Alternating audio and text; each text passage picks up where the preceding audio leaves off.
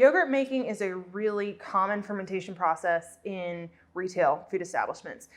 Yogurt fermentation allows for an operator to get exactly the type of yogurt they're looking for the particular recipe that they want to make. So sometimes you may see this in Indian restaurants for them to make marinades, in Greek restaurants for Greek yogurt dips or tzatziki sauce, something like that. And so this fermentation allows the operator a lot of flexibility in what they want to achieve, but a few certain steps need to be completed in order to get a product that is safe. And so we're going to talk through the basics of making yogurt and show you a little bit what this looks like step by step through the process. The first thing that we're going to do is to heat the milk. And you need to heat the milk to 180 degrees. And we're doing this, the milk is pasteurized. In most jurisdictions, it's a requirement to bring in only pasteurized milk into a food establishment. But remember, pasteurization knocks down the pathogenic microorganisms. It doesn't make the milk free of all microorganisms altogether. And so heating to 180 degrees is kind of like a second pasteurization that's intended just to knock down spoilage microorganisms that might compete with the bacteria that is going to be used to drive the fermentation. So the first step here is to heat the milk.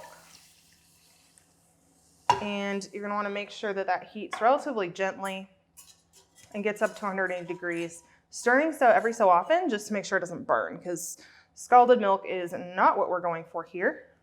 And then you'll use a food thermometer to monitor the temperature. So it's going to take a little bit to get to 180, but you're going to want to check it periodically so you don't overheat the milk. So next we are going to cool that milk down. You can put it into a bowl, into the ice. If you wanted to, you can let it cool on its own. That's fine. I generally just put the pot straight into the ice water bath, just because that's one less dish to clean. But then you're going to want to cool it down to a temperature between 110 and 115 degrees. And so we heated to 180 to knock off any spoilage microorganisms that might be in there. But we want to bring the temperature down towards the incubation temperature, because you don't want to kill off the bacteria that's used for the fermentation that's going to come from that yogurt culture. And so gently bringing the temperature down. It still has a little bit to go here, but stirring it just to make sure that you get down to that proper temperature. Now, if the milk is left and it goes down below 110, you can heat it back up a little bit. The 110 to 115 degrees, and this is Fahrenheit, that range is ideal for the fermentation because that's best to allow the lactic acid forming bacteria to grow, and that's the temperature you want to incubate the yogurt at. So we're just going to allow it to cool. And stirring it to make sure the temperature stays even. So the next step is to add your starter culture to the milk. And usually you're just going to use a couple tablespoons. Here we're using a starter culture that is purchased from the grocery store. And so one thing to keep in mind with starter culture is to make sure that it is from an approved source. I'll talk a little bit more about that in a second, but really we want to make sure that we kind of temper in some of that warm milk. So we're going to add a little bit, stir it together, and then mix all the milk at once. But going back to that starter culture, you want to make sure that when you're getting a starter culture for your yogurt, the only thing that you're getting are those lactic acid forming bacteria, right? And so you want to make sure that you're not going to end up with a pathogen. You're not going to end up with something that could cause mold growth, some mold spores or something in there. And so one of the approved ways of getting your starter culture is just from a commercially available yogurt, just like from the grocery store, from a food supplier.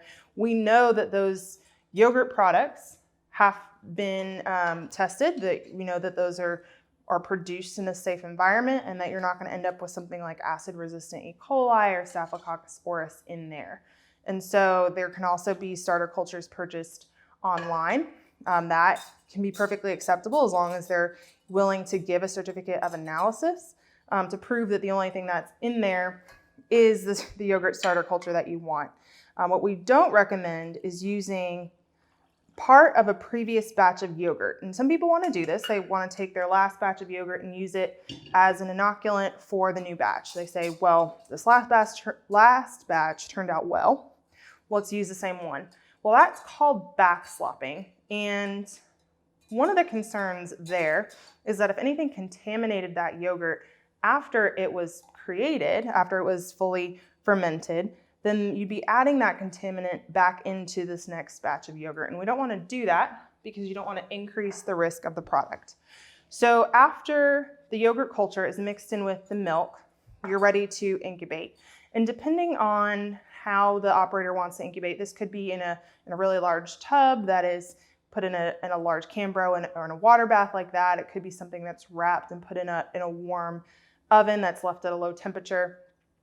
The way that we're going to show this is to put it in a jar and then incubate it in a water bath with an immersion circulator. This would be an ideal option if someone wanted to make small portion sizes.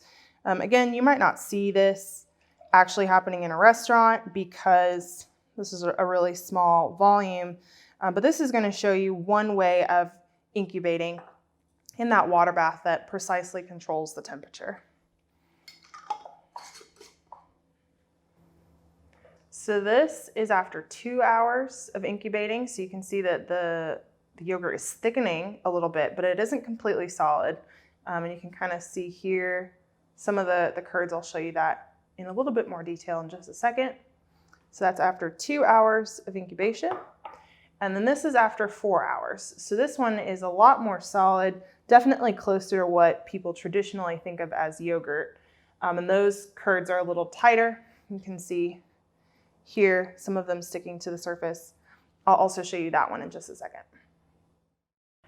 So we're going to open this one. Again, this is the 2 hours, and so kind of looking and seeing it's thickening, but you still have a pretty runny consistency. Actually thickened up pretty nicely. So you have that, and then some of the curds there. And then let's take a look at what the 4 hours looks like. Instead of open that one. Again, this is the one that was a lot thicker. And so that one has a nicer gel. So because that fermentation ran a little bit longer, you have a lower pH, which caused more of the proteins to fall out of suspension and thicken that pretty nicely there.